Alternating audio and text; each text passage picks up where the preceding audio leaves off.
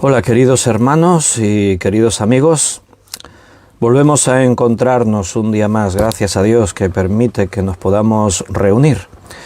Vamos sumando días, hoy vivimos un nuevo día y cómo no, si Dios nos da la oportunidad, pues también tenemos nuestra hora diaria de venir a su palabra a meditar, a escuchar su voz. Hoy es viernes, día 28 de enero. Nos quedan 3 días ya para acabar este año. Mañana estaremos en el último fin de semana del mes de enero. Pero hoy, 28 de enero, viernes, vamos a tener otro estudio más de hermenéutica bíblica, como solemos hacer todos los viernes. Y vamos a ver pues lo que el Señor nos tiene que enseñar hoy. Así que espero que podáis disponer vuestra mente, vuestro espíritu, todo vuestro ser delante del Señor, dispuestos a recibir la palabra de Dios y ver qué es lo que Dios nos dice. Hoy, como todos los viernes, pues comenzamos 2 horas antes de lo habitual el resto de días de la semana. Hoy son las 6 de la tarde, así que bueno, sé que los viernes hay hermanos que no lo pueden ver en directo y lo ven en diferido. Así que, bueno, un saludo para todos, para los que lo ven en diferido también. Os echamos de menos cuando no podéis estar en directo. Vamos a hacer una oración. En primer lugar, le vamos a pedir al Señor que Él sea quien nos dirija y nos ponemos con el estudio para hoy. Señor, muchas gracias por esta nueva oportunidad que nos das de reunirnos alrededor de tu palabra. Hoy con hermenéutica bíblica, tú sabes que nuestra mayor intención es leer tu palabra y escuchar tu voz tal cual es, sin reducir nada, sin añadir ni quitar, ni manipular, sino recibir el mensaje que tú nos quieres dar.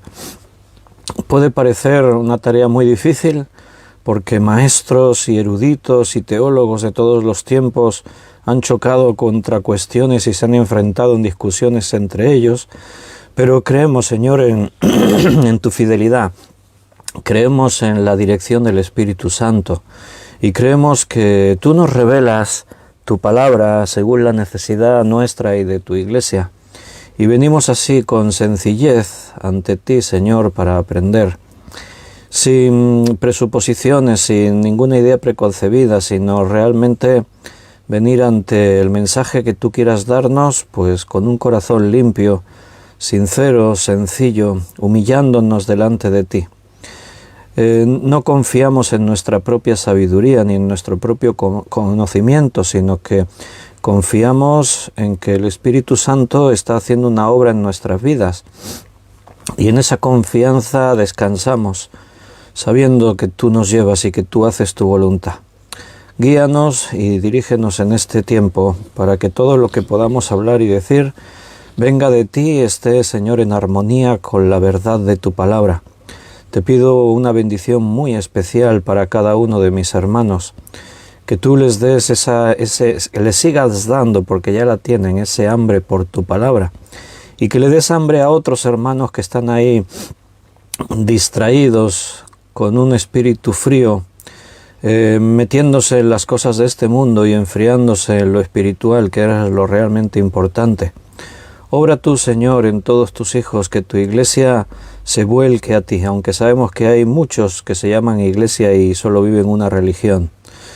Pero tú sabes y tú eres el Señor de la obra, así que lo dejamos todo en tus manos y miramos por lo nuestro, por nosotros mismos, y te pedimos todo esto en el nombre de nuestro Señor Jesucristo. Amén. Pues muy bienvenidos, mis queridos hermanos. Como hemos dicho, hoy estudiamos hermenéutica bíblica. Vamos a hablar de la exégesis del texto. Ya hemos hablado de eso en algunas ocasiones. Vamos a abundar un poquito más y vamos a ir a un terreno práctico, a hacer un poco de exégesis de la Biblia, porque la mejor manera de aprender exégesis es haciendo exégesis. Pero antes voy a mirar aquí en el chat en directo, que ahí siempre hay hermanos que saludan. Y me gusta ver ahí los saludos. Y Miguel Torres ha sido el primero en saludar hoy. Miguel, bienvenido. ¿Cómo van las cosas por Perú? Aquí hace frío. Allí igual ya estamos en mitad del calor o todavía queda un poco, ¿no? Allí en Perú tienen ahora verano, nosotros estamos en invierno. Pues un abrazo, Miguel, Dios te bendiga. Benito, buenas noches, bienvenido, bendiciones. Carmen Reyes, Carmen nos desea un buen fin de semana. Pues seguramente en el Señor será bueno. Bendiciones para ti también. María Luisa, buenas tardes, María Luisa, bendiciones. ¿Cómo está todo por México, la familia, todo? Deseamos que bien, oramos por vosotros. Gaby y Yoli, buenas tardes, bendiciones para vosotros también. Luz Bañuelas, también en México, buenas tardes, Luz, Dios te bendiga. Beatriz, buenas tardes, Beatriz, que Dios te bendiga también. Y Juan Bermudo, gracia y paz para ti también, Juan. Bienvenidos a todos, un abrazo. Yaricatu acaba de escribir, una vez más, dice buenas noches, Yaricatu. Y Dios los bendiga, que Dios te bendiga a ti también, Yalicatu. Bienvenidos a todos, a los demás hermanos que ven el estudio en diferido, pues también bendiciones y un abrazo muy fuerte para cada uno. ¿Cómo llevamos los términos? Hermenéutica, exégesis, homilética, son las tres palabras relacionadas. ¿Y cómo llevamos eso de los términos? ¿En qué se diferencia la hermenéutica de la exégesis? Bienvenida, Ana, bendiciones, acabo de leer tu mensaje. Y María Luisa dice que están todos bien por México, la familia, todos. ¿Cómo llevamos hermenéutica y exégesis? ¿En qué se diferencia una cosa de otra? ¿Y qué es la homilética? Bueno, no os asusten las palabras técnicas, porque, como sabéis y hemos dicho, todos vosotros sois unos hermeneutas, todos hacéis hermenéutica. Lo que estamos aprendiendo a ser mejores hermeneutas, porque cualquier creyente que lee la Biblia la interpreta. Entonces ya estamos interpretando los textos.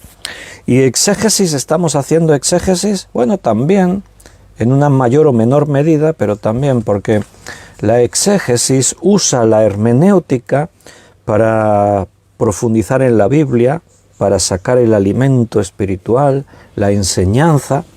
O sea, la exégesis es el estudio profundo de la Biblia, es meterse en la Escritura, analizarla, ver todo.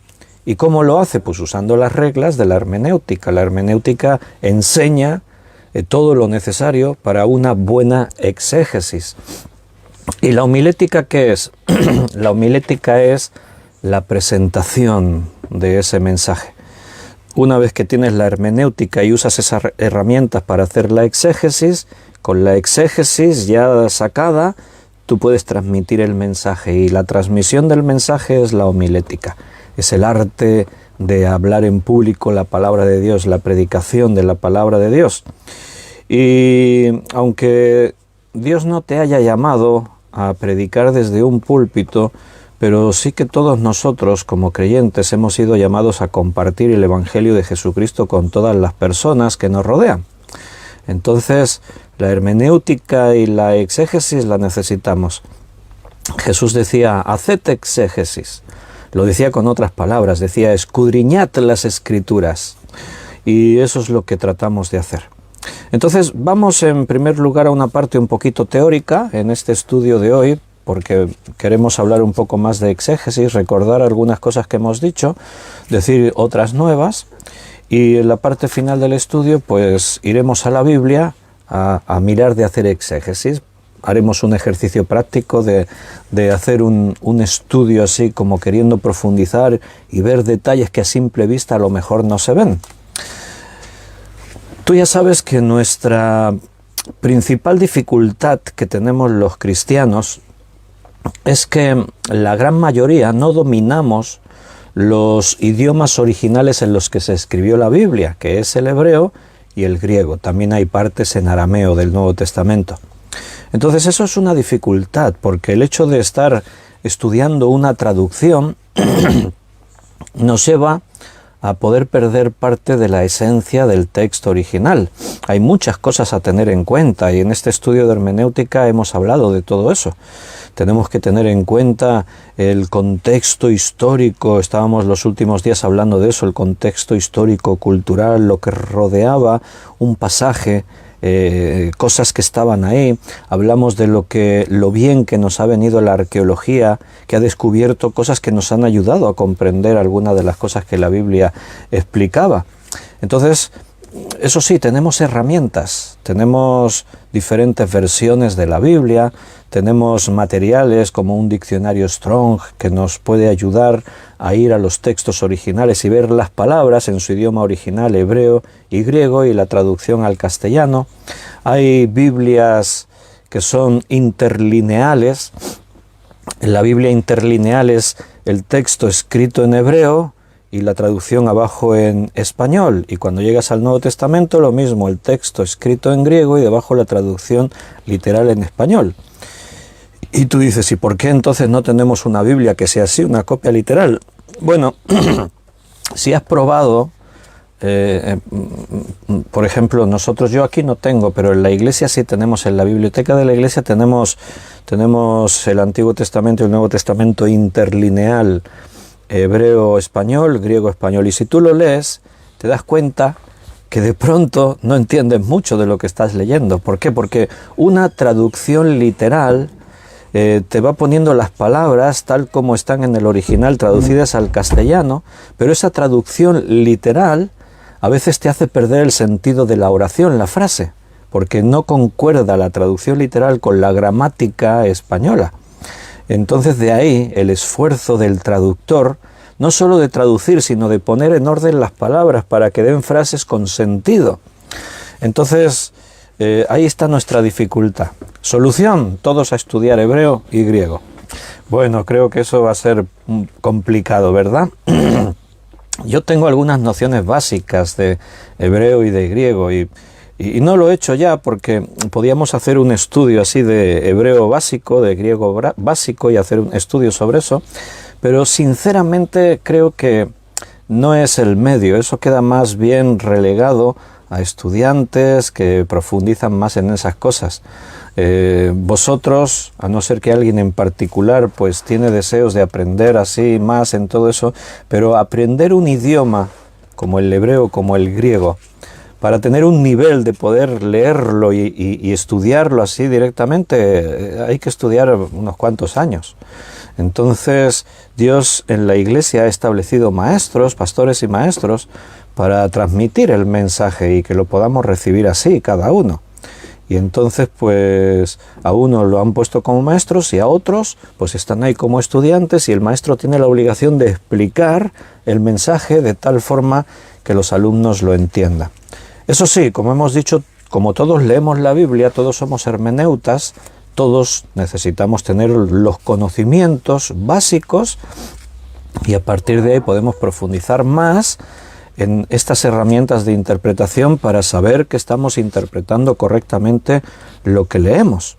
Y ahí vamos a la exégesis, a sacarle todo el jugo a un texto. Y recuerda lo que dije antes, la mejor manera de aprender exégesis es haciendo exégesis, estudiando, metiéndote en la escritura. Y eso sí, siguiendo el procedimiento hermenéutico, o sea, aplicando la hermenéutica, todas esas reglas que desde hace ya bastante tiempo venimos estudiando.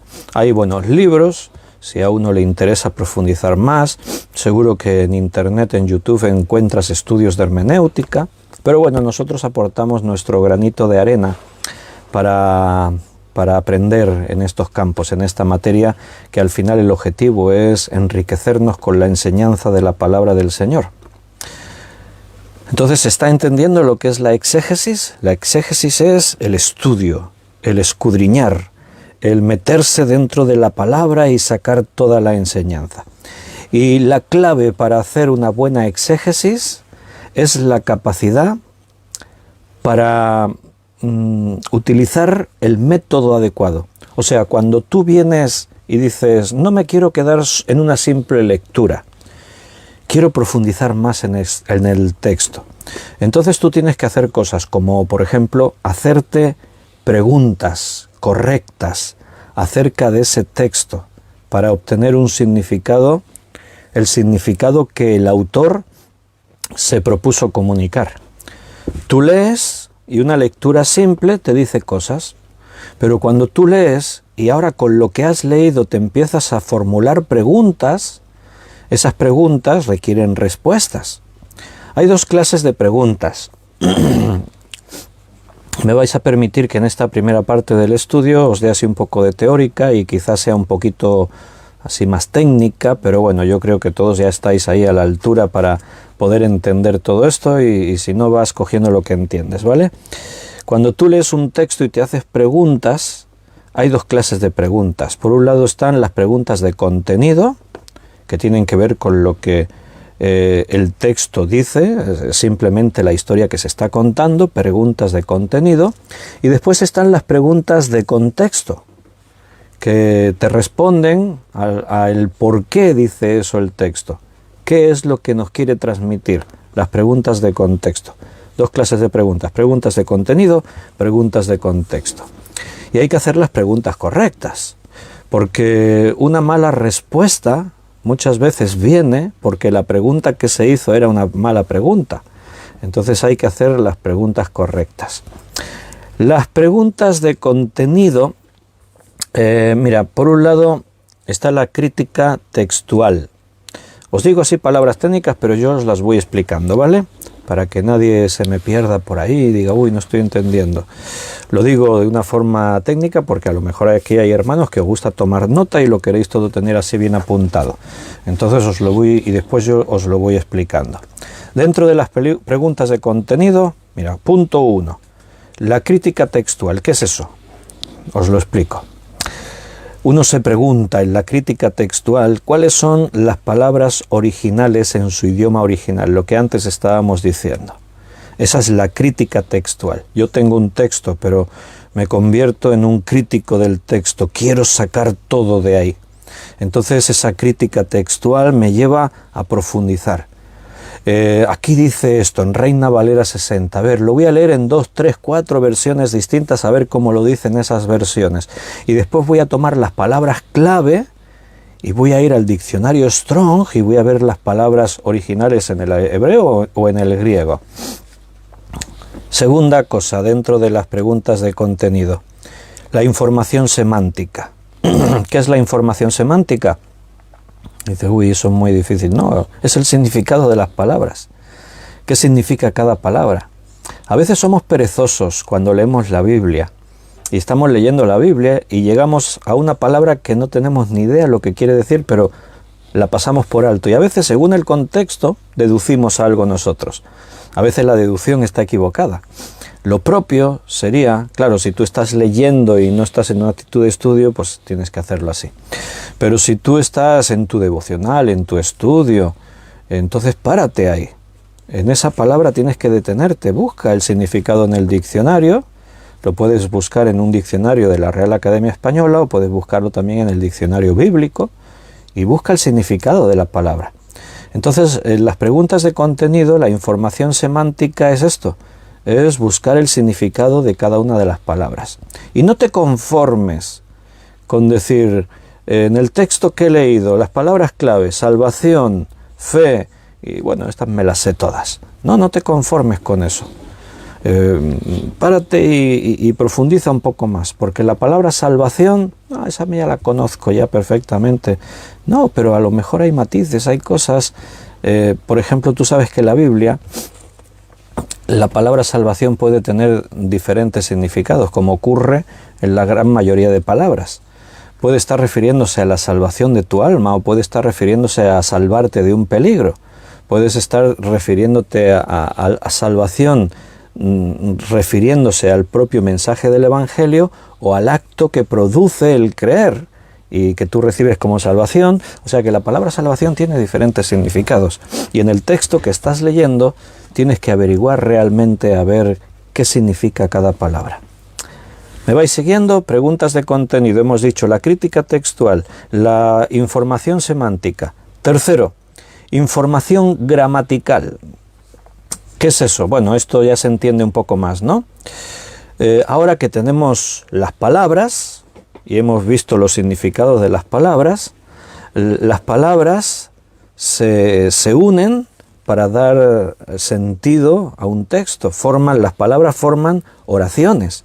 y esas oraciones nos dan un mensaje. Entonces hay que ver qué relación tienen entre sí esas palabras. Esto técnicamente se llamaría la sintaxis, la relación que las palabras tienen entre sí, y entonces ahora ya tenemos oraciones y nosotros vamos a analizar esas oraciones. Eso sería la información gramatical.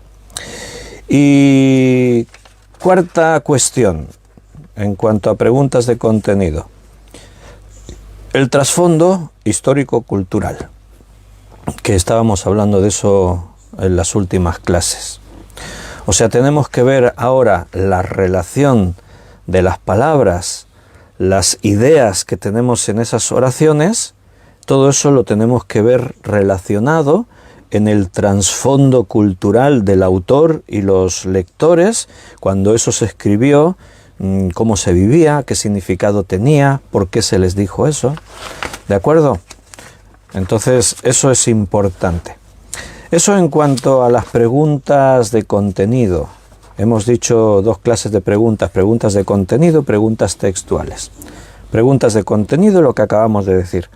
En cuanto a las preguntas contextuales, dos cosas. La primera, hay que tener en cuenta el contexto histórico. Se relaciona con la ubicación histórica general de un documento. Por ejemplo, el último día que estábamos estudiando Hechos, el martes pasado en la iglesia, vimos a Pablo que llegó a la ciudad de Corinto. Entonces, yo respondí a lo que serían, dentro de las preguntas textuales, dando al comienzo de la introducción del estudio, yo respondía a las preguntas que tenían que ver con el contexto histórico relacionado con la ubicación histórica general de ese documento. ¿Qué es lo que hice? Bueno, Pablo llega a Corinto. Entonces yo os hablé de la ciudad de Corinto. Yo os expliqué acerca un poco de su geografía, dónde se encontraba. ¿Os acordáis que dije está en un istmo? A un lado tiene el mar Egeo, al otro tiene el mar Jónico. Eso te crea ya una serie de ideas que tú vas a ir comprendiendo cosas, cómo eran los habitantes de esa ciudad, qué religiones había, qué vivían, qué creían. Os expliqué que ahí estaba el templo a la diosa Venus o Afrodita, Venus para Roma o Afrodita para los griegos, ¿no? Ahí estaba. Entonces, bueno, hablamos de la economía, que era una ciudad muy próspera, de las costumbres. Eso es tratar de responder a preguntas sobre el contexto histórico así de una forma muy práctica. Entonces, todo eso no es por curiosidad. Cuando yo el martes estaba dando el estudio, y entonces digo, Pablo llega a Corinto. Entonces yo explico cosas de la ciudad, explico costumbres, anécdotas, algo que pasó en el pasado, ocurrió en el pasado y tiene que ver con lo que está ocurriendo ahora. Todo eso se explica porque esto nos ayuda después en la exégesis del texto, a la hora de estudiar. Aunque tú no lo tengas en cuenta, pero esa información ahora la tienes aquí, está en tu mente. Nuestra mente es muy compleja, trabaja de una forma muy compleja. La mente llega a deducciones, tiene toda la información dentro de tu cabeza, las cosas se ordenan por sí solas, voy a decir, no así de esa manera. La palabra sería inconscientemente, pero todo ahí trabaja. Entonces todos esos datos son importantes. Al final nos ayudarán a entender algo que el texto dice, y si no tuviésemos esa información se nos quedaría una laguna ahí que no terminaríamos de entender. Entonces, toda esa información va relacionada con el motivo específico del documento, del texto que estamos leyendo. ¿Por qué fue escrito ese texto, no? No nos preguntamos qué dice el texto, sino por qué dijo eso en ese contexto histórico. La pregunta de qué dice el texto ya la tenemos en cuenta por otra parte. Pero en este punto, la pregunta contextual me lleva a preguntarme ¿por qué dijo eso? ¿Por qué escribió eso? Al comprender la situación histórica, cultural, tengo respuestas. Por ejemplo, cuando tú lees la carta a los Colosenses, si tú conoces el trasfondo cultural histórico, entonces tú entiendes por qué Pablo dice algunas cosas. El trasfondo cultural o histórico en el que la Iglesia se encuentra, bueno, pues entre otras cosas tú de pronto descubrirás que una forma de pensamiento que se llama gnóstico, el gnosticismo, se ha extendido mucho por todas esas zonas, esas ciudades, y también ha penetrado en las iglesias, está penetrando la enseñanza del gnosticismo en las iglesias. ¿Qué enseña el gnosticismo? Bueno, enseña que Jesucristo no era Dios. El gnosticismo enseñaba, en ese momento histórico-cultural, enseñaba que Jesucristo era una especie de espíritu, de ser espiritual, que no vino en carne, sino que vino como espiritualmente. Decían que por donde Cristo pasaba no dejaba huellas, iba así como flotando, y que Él era un ser creado, no era Dios. Él era uno de los seres creados por Dios más especiales, de los principales, pero no Dios. Entonces, cuando tú tienes todo esto en cuenta y muchos otros detalles, ahora no te los estoy dando, te estoy poniendo solo un ejemplo. Cuando tú tienes todos estos detalles y estás estudiando el texto de Colosenses, entonces vas entendiendo.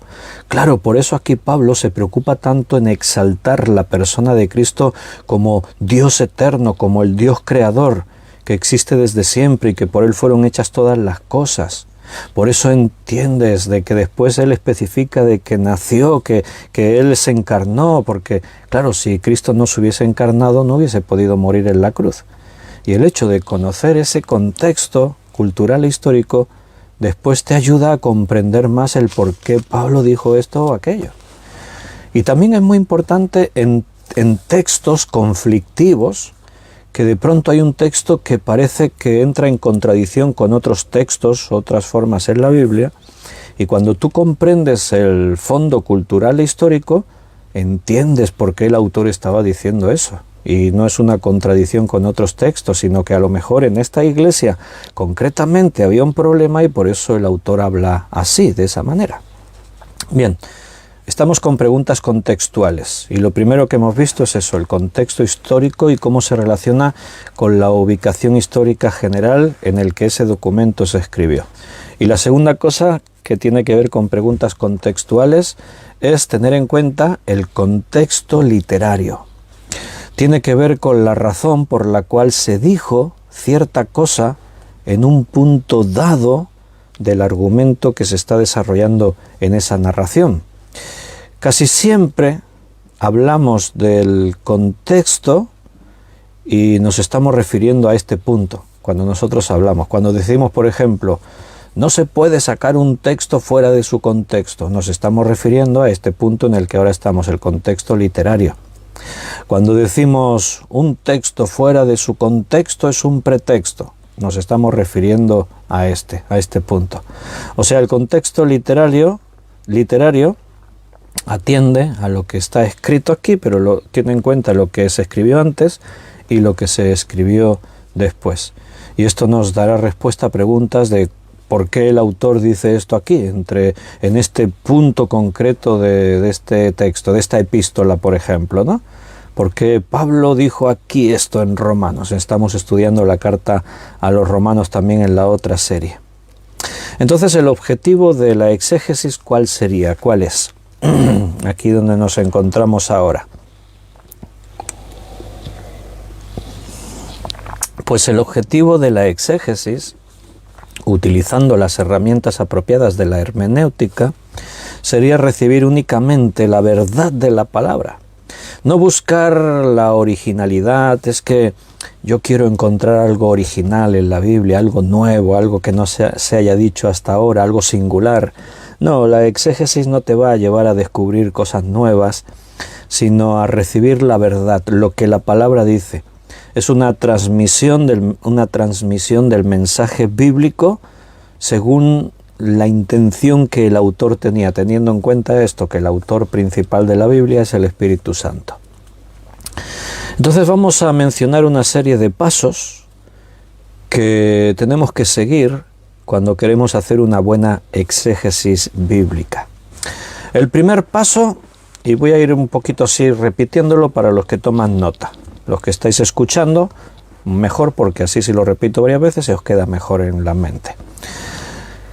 El primer paso que vamos a mencionar es este: investiga el contexto histórico general. Lo hemos dicho ya, así que no me voy a detener mucho aquí. Ahora estoy como puntualizando cosas que ya hemos visto en otros estudios. El paso primero sería este: investiga el contexto histórico general. Hay que tener una idea general y es muy importante tener esta idea general. Para eso nos hacemos preguntas. Recuerda, venimos con preguntas de contenido y preguntas contextuales. Yo leo el texto de una pasada, o sea, rápido, no me detengo. Tú tienes un párrafo. Ese es tu objetivo de hoy. Voy a hacer un estudio sobre este pasaje. Entonces, lo primero que haces es leer el pasaje, así de una tirada, sin detenerte. Y después, tú te vas a hacer preguntas y vas a tratar de ir respondiendo a esas preguntas volviendo a leer el pasaje, leyendo el contexto, consultando fuentes, viéndolo en otras versiones, etcétera, etcétera, ¿vale? ¿Qué preguntas me voy a hacer? Bueno, ¿quién es el autor? Eso es fundamental. ¿Quién escribió esto? Es importante saber quién escribió el autor y también quiénes eran los destinatarios. Todo eso es muy importante a la hora de sacar la enseñanza. También me puedo preguntar, ¿y qué relación tenían entre ellos? Entre el autor y los destinatarios, ¿qué relación tenían? Por ejemplo, si Pablo, como antes hemos mencionado, está escribiéndole a los romanos, es una de las series que estamos estudiando, ¿qué relación tenía? Pablo es el autor, los romanos, los creyentes que habitan en Roma, son los destinatarios. ¿Y qué relación tienen entre ellos? Bueno, cuando nosotros estudiamos al principio, en la introducción, eso dijimos, y no se conocían personalmente. Pablo y los romanos no se conocían. Entonces, esos son datos importantes después a la hora de tener en cuenta cuando vamos estudiando la carta. Otra pregunta que nos hacemos es, ¿cuáles son sus circunstancias? ¿Cómo están viviendo? ¿Cuál es la situación de la iglesia? ¿Cuáles son sus circunstancias?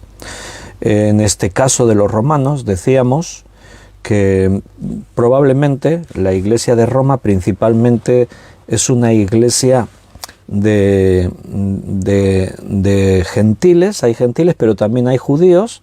Dijimos que puede ser que el origen de la iglesia de Roma fuese de los que creyeron el día de Pentecostés, porque allí había romanos aquel día, y escucharon el mensaje del Evangelio que predicó Pedro, y muchos creyeron y se quedaron allí un tiempo, pero después volvieron cada uno a sus ciudades, a sus países, a sus lugares de origen, y puede ser que algunos de esos romanos que estaban allí aquel día en Jerusalén, al volver a Roma, pues llevasen esa palabra y ahí comenzase a crecer la iglesia. Entonces, conocer las circunstancias es importante. ¿Cuál es su situación histórica que ocasiona que en este caso Pablo escriba esto o cualquier otro escrito? ¿Cuál es la situación histórica que ocasionó que se escribiera esta narración o esta carta o el libro que sea? Después vamos aumentando el nivel en las preguntas. Nos preguntamos, ¿cuál es el propósito del autor? ¿Qué es lo que el autor quería decir? Y una pregunta muy importante, ¿cuál es el tema principal de este texto? Recuerda, un texto estará en el contexto de un libro, de una carta. Entonces, estas preguntas, para responderlas, no solo te tienes que quedar mirando el texto, el párrafo, tienes que ver el contexto en el que se encuentra el libro, ¿verdad? Recuerda que la Biblia, la propia Biblia, es tu mejor intérprete. La Biblia se interpreta a sí misma. Nosotros hacemos el esfuerzo y miramos cómo la interpretamos, pero la Biblia es la que tiene el mensaje. Nosotros tenemos que recibir el mensaje que la Biblia tiene, no el mensaje que yo quiero que diga la Biblia. Recuerda que eso no es posible. Yo tengo que venir a la palabra a recibir lo que la Biblia me dice, no lo que yo quiero que la Biblia me diga. Entonces, las respuestas a las preguntas que nos hemos formulado, quién es el autor, quiénes son los destinatarios, qué relación tienen entre sí, cuáles son sus circunstancias, en qué situación histórica se ocasiona este escrito, cuál es el propósito del autor, cuál es el tema principal. Todas estas respuestas están en la propia Biblia. No tienes que buscarlas por ahí fuera. Te puedes ayudar, pero no te acostumbres a la hora de hacer esto que estamos hablando, del lugar de buscarlo tú por tu cuenta, decir, no hombre, mucho más cómodo, me voy a una Biblia de estudio y en la página principal de la epístola me da todos esos datos, me voy a un comentario bíblico, lo busco por internet. No te acostumbres a hacer eso porque se trata de que tú recibas lo que el Señor te quiere dar, y cuando tú haces personal la Biblia, cuando tú haces personal el estudio, entonces es cuando se crea esa interacción entre el Señor, con el poder de su palabra y la dirección del Espíritu Santo, y tú como lector, como receptor de todo lo que el Señor te quiere decir. Entonces, tú tienes un texto, ¿de acuerdo? Has escogido un pasaje. ¿Dónde comienza la exégesis? No digo un libro, no digo una carta, digo un pasaje. Por ejemplo, nosotros habíamos estudiado Efesios, ¿verdad? Tenemos una de las series que te encontrarás ahí en nuestro canal de YouTube, el canal de Església Cristiana Unida de Valls. Si tú vas ahí, encuentras todas las series. Ahí tenemos a nuestros hermanos Rosario y Luis, que hacen un trabajo así en las sombras que casi nadie se da cuenta, pero es un trabajo muy, muy bueno y los felicitamos por ello, porque ahí ellos recogen todos los estudios que damos, le ponen portada, le ponen título y los suben y los cuelgan en el canal de YouTube. Y eso facilita pues que tú ahí dices, me interesaría volver a escuchar esta serie, o aquí mismo, hermenéutica desde el principio, estaría bien repasarla desde el principio. Pues no tienes que buscarlo aquí en Facebook, aquí es imposible. Si tú quieres buscar un estudio desde el principio, imagínate la serie que dimos de Apocalipsis, que dimos más de 100 estudios, voy a buscarla. Tendrías que irte varios años atrás y eso es muy complicado. Te vas a YouTube, entras en el canal de la iglesia, clicas donde pone listas de reproducción y ahí te aparecen todas las listas, todos los temas. Seleccionas el tema que quieres y te aparecen los estudios por orden numerados, estudio 1, estudio 2, estudio 3, ¿vale? Entonces, Efesios lo estudiamos, así que ahí está la lista. Ahora vamos a suponer que tú dices, voy a estudiar un párrafo de Efesios. Quiero estudiar, voy a hacer un estudio, o porque tengo que dar una clase de escuela dominical, porque voy a predicar, porque quiero que sea mi devocional personal. Dices, voy a hacerlo sobre Efesios capítulo 3, versículo 14 al 21. Eso sería un párrafo natural. A veces no tienes que hacer un párrafo entero, una exégesis, un devocional, un estudio, lo puedes hacer de 1, 2 o 3 versículos. De hecho, si es que estás empezando a trabajar todo esto, mi recomendación sería esa, que para hacer una exégesis así como práctica, para ir metiéndote en este trabajo de profundizar, no quedarte en una simple lectura, sino profundizar en el texto, que lo hagas tomando un texto de 1, 2 o a lo sumo 3 versículos. Pero bueno, vamos a hablar de un párrafo. Efesios 3, del 14 al 21. Ahí tengo un párrafo y el párrafo dice, por esta causa doblo mis rodillas ante el Padre de nuestro Señor Jesucristo, de quien toma nombre toda familia en los cielos y en la tierra, para que os dé, conforme a las riquezas de su gloria, el ser fortalecidos con poder en el hombre interior por su Espíritu, para que habite Cristo por la fe en vuestros corazones, y etcétera, etcétera. El texto continúa.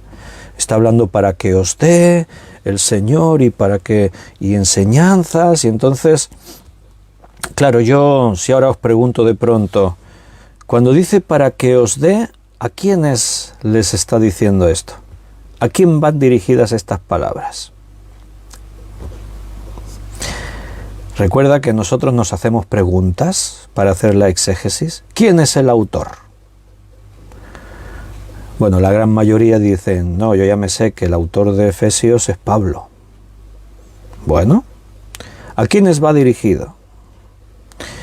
Dice, no sé, si queréis escribir mis preguntas, estoy preguntando así, pero si queréis interactuar, perfecto. ¿Quién es el autor? Alguien por ahí escribe, Pablo. Perfecto. ¿A quiénes va dirigida este texto, estas palabras? Algunos por ahí escriben a los efesios. De acuerdo. Y así vamos haciendo esas preguntas. Pero vamos a suponer que yo quiero hacer la exégesis bien hecha. Entonces, ¿dónde comenzaría la exégesis? Estoy en Efesios 3, 14 al 21. ¿Dónde comenzaría la exégesis? Pues para hacer una buena exégesis tendría que comenzar en el capítulo 1, versículo 1, para saber algunas de las respuestas a mis preguntas. Si tú te vas al versículo 1 del capítulo 1, ahí te dice, Pablo, apóstol de Jesucristo por la voluntad de Dios, a los santos y fieles en Cristo Jesús que están en Éfeso. Gracia y paz a vosotros, de Dios nuestro Padre y del Señor Jesucristo. Entonces tú ya puedes responder. ¿Quién es el autor? Pablo. ¿Quiénes son los destinatarios? Los efesios. Pero recuerda que estamos haciendo una exégesis. Y una exégesis es profundizar, meterte más en el texto. ¿Qué pensaríais si os dijese que el autor está claro que es Pablo, pero que no está claro quiénes eran los destinatarios? ¿Qué pensaríais si yo os digo eso? Me diríais, no, pero ahí lo dice, a los santos y fieles en Cristo Jesús que están en Éfeso. Claro, pero eso dice la traducción de Reina Valera del 60. ¿Recuerdas que hemos dicho uno de los pasos que hemos mencionado anteriormente? Que necesitamos profundizar más porque no estamos leyendo los textos originales, sino que estamos leyendo copias y traducciones. Entonces, ¿qué pensaríais si yo os digo que no está nada claro que esta carta fuese escrita a los efesios? Que puede ser que fuera escrita a otra iglesia principalmente, y por extensión que esta fuese una epístola universal. A una iglesia, pero para todas las iglesias a continuación. ¿Cómo podría darme yo cuenta de eso? Leyendo versiones. He leído en Reina Valera este versículo y me dice a los efesios. Y yo iría leyendo versiones. Y de pronto, al leer una versión, por ejemplo, la Biblia de Jerusalén. La Biblia de Jerusalén es una Biblia católica, pero es una Biblia que es una muy buena traducción. Los eruditos que hicieron esa traducción se esforzaron y trataron de ser muy fieles a los textos originales. Entonces, si tú te puedes hacer con una copia de una Biblia de Jerusalén, es una buena herramienta. Entonces tú lees la Biblia de Jerusalén y leerás así. Pablo, apóstol de Jesucristo, por voluntad de Dios, a los santos y fieles en Cristo Jesús. Punto. No dice nada más. Y entonces a ti esto te llamaría la atención y dirías, uy, ¿por qué en esta versión no se menciona Éfeso? Aquí no dice a los santos que están en Éfeso, dice a los santos y fieles que están en Cristo Jesús. Y eso lo tienes en cuenta y dices, vaya, ¿por qué aquí en esta versión no lo dice? Lees más versiones, buscas los textos originales y de pronto te das cuenta que algunas versiones mencionan a los efesios y otras versiones no los mencionan. Entonces tú profundizas, vas a documentos antiguos, haces un trabajo de investigación por internet, consultas comentarios, diccionarios bíblicos, y entonces te vas dando cuenta de cosas. Mira, en ningún códice o manuscrito de esta carta, anterior al siglo II, existe ningún epígrafe o título que dijese a los efesios. En los textos más antiguos que hay, no se menciona a los efesios. Incluso este detalle se puede apreciar en muchas otras copias en los siglos posteriores. O sea, es en un momento dado en la historia que muchas versiones incluyen a los efesios. Pero no está a los efesios en los documentos, en los códices o manuscritos más antiguos, no está a los efesios.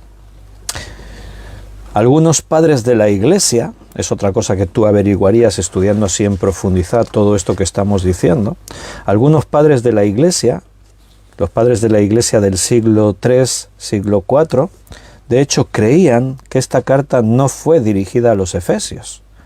Uno de ellos era Orígenes, el que creía que esta carta no era dirigida a los efesios. Otro era San Jerónimo. San Jerónimo era un padre de la Iglesia con una trascendencia y un reconocimiento porque él fue el traductor de la Vulgata latina, es el que tradujo a una Biblia en latín. El papiro más antiguo que existe de la epístola a los Efesios es del año 200.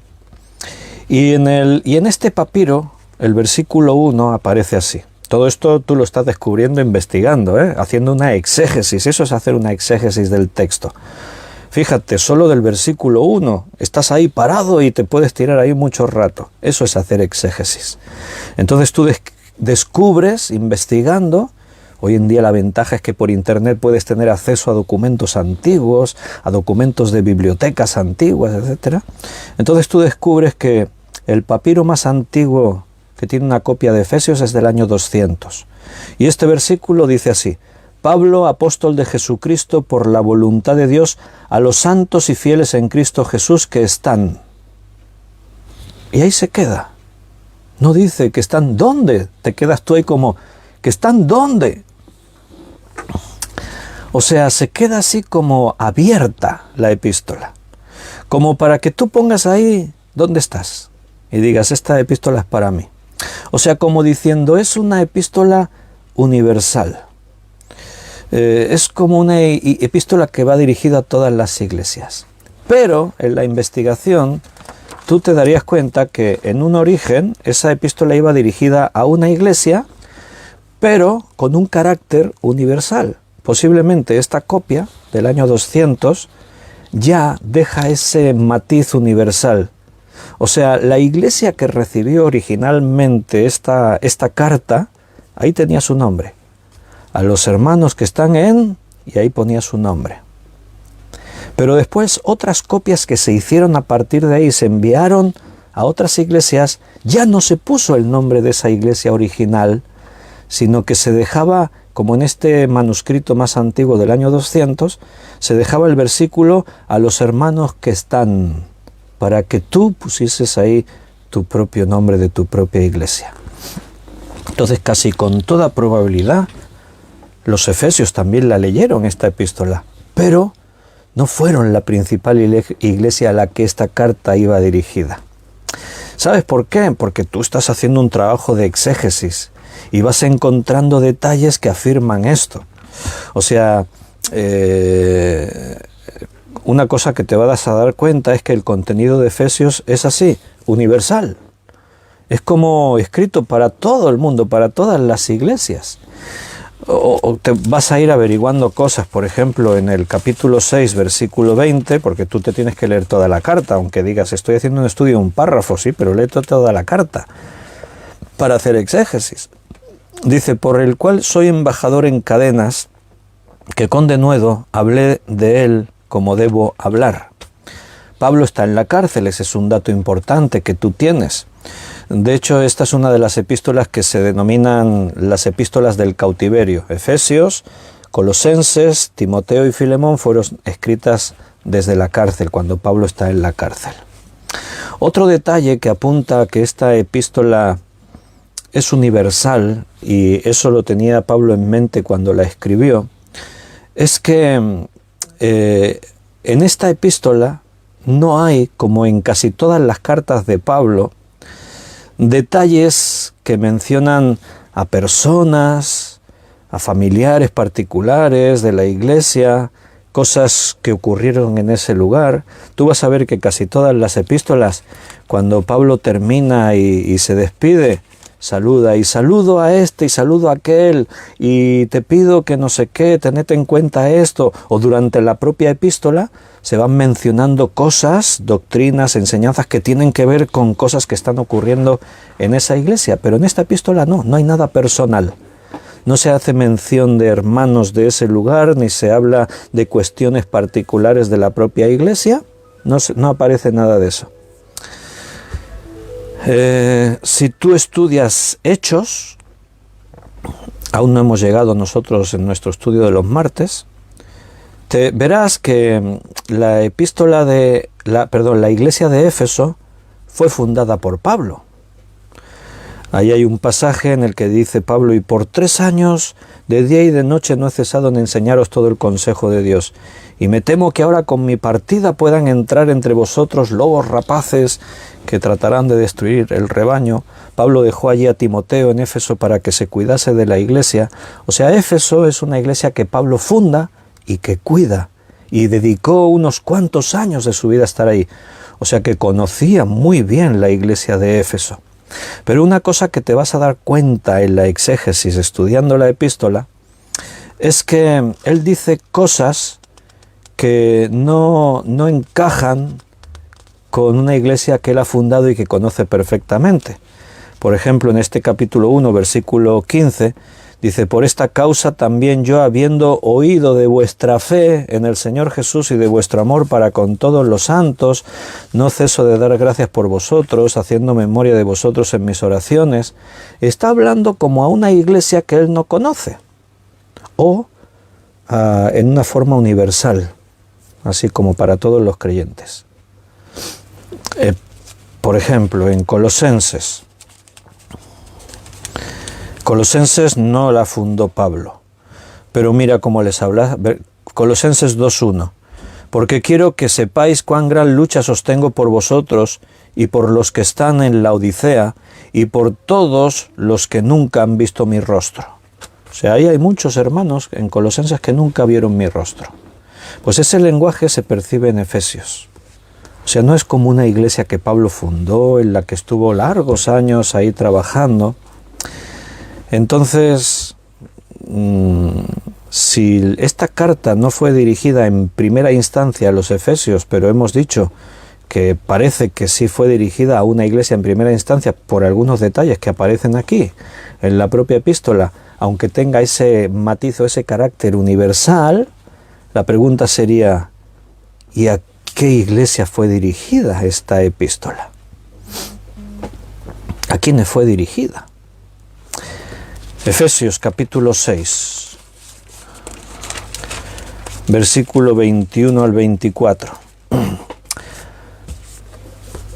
Para que también vosotros sepáis mis asuntos y lo que hago, todo os lo hará saber Tíquico, hermano, amado y fiel ministro en el Señor, el cual envía a vosotros para esto mismo, para que sepáis lo tocante a nosotros y que consuele vuestros corazones. Paz sea a los hermanos y amor con fe de Dios Padre y del Señor Jesucristo. La gracia sea con todos los que aman a nuestro Señor Jesucristo, con amor inalterable. Amén. ¿Te das cuenta la salutación final como que fría? Si hubiese sido a la iglesia de Éfeso, que estuvo allí más de 3 años y que conocía a los hermanos, no se hubiese despedido así Pablo. Se despide así como de una forma muy general, o a hermanos que ni se conocen así demasiado personalmente. Hemos leído esto por este detalle, pero sobre todo porque aquí se dice quién es el portador de la carta. Era costumbre, Pablo escribe una carta y envía a alguien para que lleve esa carta. En este caso es Tíquico. Un hermano que se llama Tíquico es el que es el encargado de venir y traer esa carta, llevar esa carta hasta la iglesia que fuese. En Colosenses capítulo 4, versículo 7, dice: todo lo que a mí se refiere os lo haré saber Tíquico, amado hermano y fiel ministro y consiervo en el Señor. Ese es otro dato importante. sabemos que el portador de la carta a los colosenses también era Tíquico. Entonces este hermano Tíquico, sabemos que llevó 2 cartas que Pablo escribió, la carta a los efesios y la carta a los colosenses. Y si tú te das cuenta, no sé si os acordáis cuando estudiamos Efesios, dijimos que el contenido de Efesios es muy similar al contenido de Colosenses. De hecho, hay muchos párrafos o textos que dicen casi lo mismo. Hay una correlación muy íntima entre la carta a los Efesios y la carta a los Colosenses. Hay muchos contenidos en común. La enseñanza de fondo es muy parecida. Y cuando leemos Colosenses aparece un dato muy interesante y curioso. En esta parte final, los saludos finales, cuando Pablo dice: todo lo que a mí se refiere os lo hará saber Tíquico, amado hermano y fiel ministro y consiervo en el Señor, y un poquito más adelante les da otra instrucción en el versículo 16, y dice: cuando esta carta haya sido leída entre vosotros, haced que también se lea en la iglesia la carta de los laodicenses, y que la carta de los de la Odisea la leáis también vosotros. Y ahora aquí se nos enciende una bombilla, una luz. A veces hemos dicho, no tenemos la carta a los laodicenses, o a lo mejor sí que la tenemos y simplemente es que no lo sabemos. La carta a los efesios perfectamente pudo ser esta carta a los laodicenses, porque estamos hablando de iglesias que están en una zona cercana la una de la otra. 2 cartas que lleva el mismo hombre, Tíquico. Se desplaza una y les deja su carta, se va a la otra y deja su carta, pero ambas se dicen, pero esta carta no es solo para vosotros, son cartas con un carácter universal. Difundidla, hacer que se hagan copias, enviarla a otras iglesias. Entonces, si la carta a los laodicenses no la tenemos, nos faltaría una carta que probablemente, según el contexto y todo, es una carta inspirada, porque hay el fondo de lo que aquí se está diciendo, es una carta para la iglesia, leedla vosotros, es importante y tal. O sea, se está dando a entender como que esta carta a los laodicenses era una carta inspirada, así que tendría que estar en la Biblia. Y la cosa es, ¿qué pasó ahí? Se despistó el Señor y se descuidó, y cuando ya está formado el canon bíblico dijo, ¡ay, nos olvidamos de incluir la carta a los laodicenses! Bueno, pues a lo mejor no. A lo mejor sí que la tenemos, y es la carta que llamamos a los Efesios. Porque al hacer una exégesis profunda, nos damos cuenta de todos estos detalles que os he dicho. Detalles que indican que en los primeros manuscritos no iba dirigida a los Efesios, lo que no tenemos los manuscritos originales, y por eso no sabemos el nombre de la primera iglesia a la que se envió. Tenemos las copias posteriores, pero en esas copias no se menciona a los Efesios, se deja una idea abierta, porque ahora ya son copias que se están dirigiendo a todas las iglesias por ese carácter universal que tiene esta epístola, escrita para todas las iglesias, pero en instancia a una iglesia, que parece que no era a los Efesios por el contenido. Pablo no le hablaría así a una iglesia que él fundó, con la que estuvo unos cuantos años de su vida allí conociéndoles, trabajando, enseñándoles.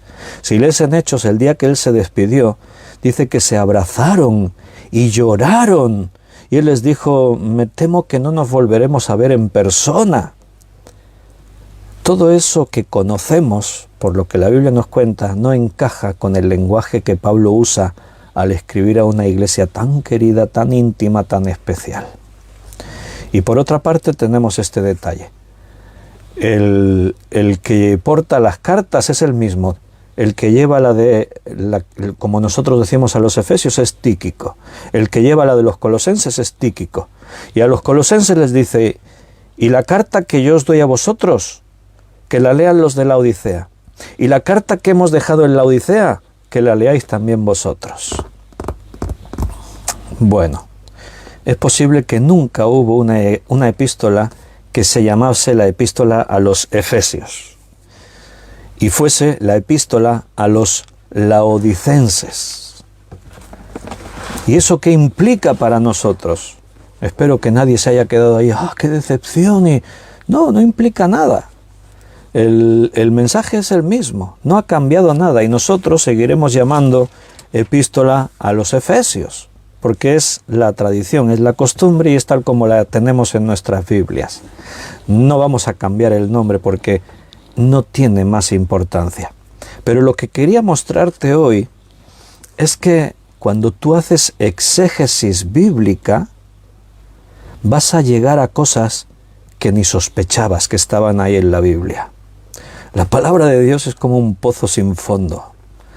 Aunque te creas que llevas, como yo llevo 40 años estudiando la Biblia, aunque te creas que después de 40 años dices, ya la Biblia no me va a decir nada, estás muy equivocado. La Biblia siempre tiene algo nuevo que decirte. Es un libro con una profundidad insondable. ¿Por qué? Porque es la palabra de Dios. Es la palabra viva, eficaz, poderosa.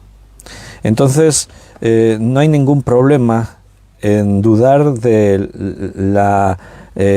si esta carta fue a los Efesios o a los de la Odisea. No, más allá de simplemente un dato interesante, que el exégeta, el hermeneuta que quiere profundizar, ahora lo va a tener en cuenta. Y ahora va a entender cosas. A lo mejor cuando tú estabas estudiando Efesios, te preguntabas, ¿por qué Pablo habla de una forma tan fría a una iglesia tan querida que él ha fundado como son los Efesios?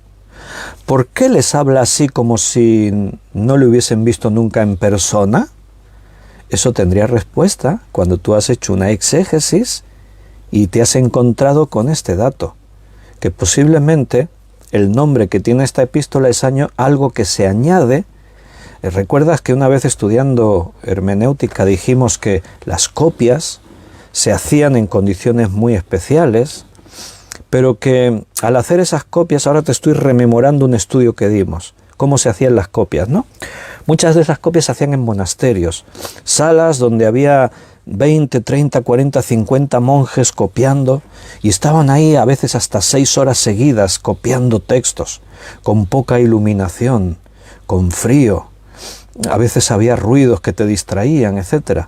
Entonces muchas veces un monje se podía equivocar y confundir una palabra con otra. De hecho, comparando los miles de manuscritos que hay antiguos, se detectan algunos de estos errores. Eso es lo bueno de la palabra de Dios, que tenemos muchos recursos para siempre poder venir a saber que el texto que tenemos es muy fiel al original y que siempre vamos a recibir la verdad de la palabra de Dios.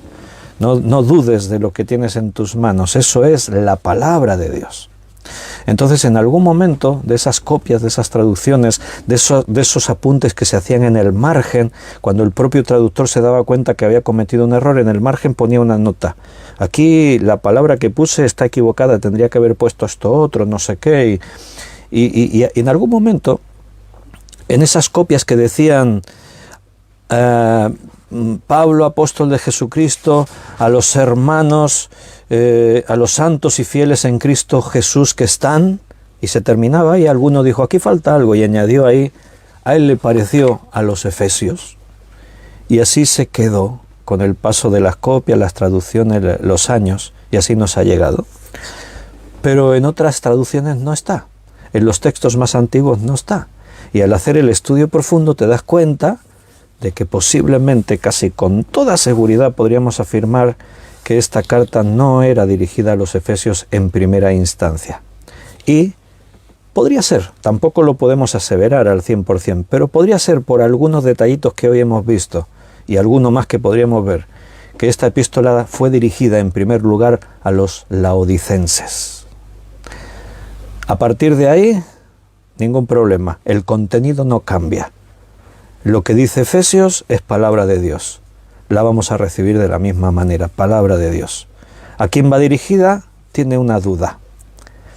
Y esa duda nos ayuda a comprender cosas que aparecen en la epístola y cosas que ahí se dicen. Ese es el trabajo del hermeneuta, que pone en práctica todas las leyes de la hermenéutica y se pone a hacer exégesis bíblica, que descubre cosas que ni se había dado cuenta que estaban ahí. y Dios nos habla porque su palabra es poderosa.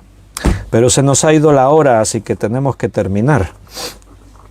En estos estudios de hermenéutica a veces os muestro cosas así que uno no sabía, ¿no? Pues espero hoy haberos enseñado algo que no sabíais, o por lo menos que el Señor nos haya dado unas pautas, unas herramientas más para tener en cuenta a la hora de que tú sigas estudiando por tu propia cuenta la palabra del Señor. Queridos, nos despedimos. Mañana es sábado, así que acordaos que los fines de semana, sábados y domingos, estamos a las 9 de la noche, hora de España. Entonces mañana sábado, si Dios quiere, estaremos aquí a las 9 de la noche.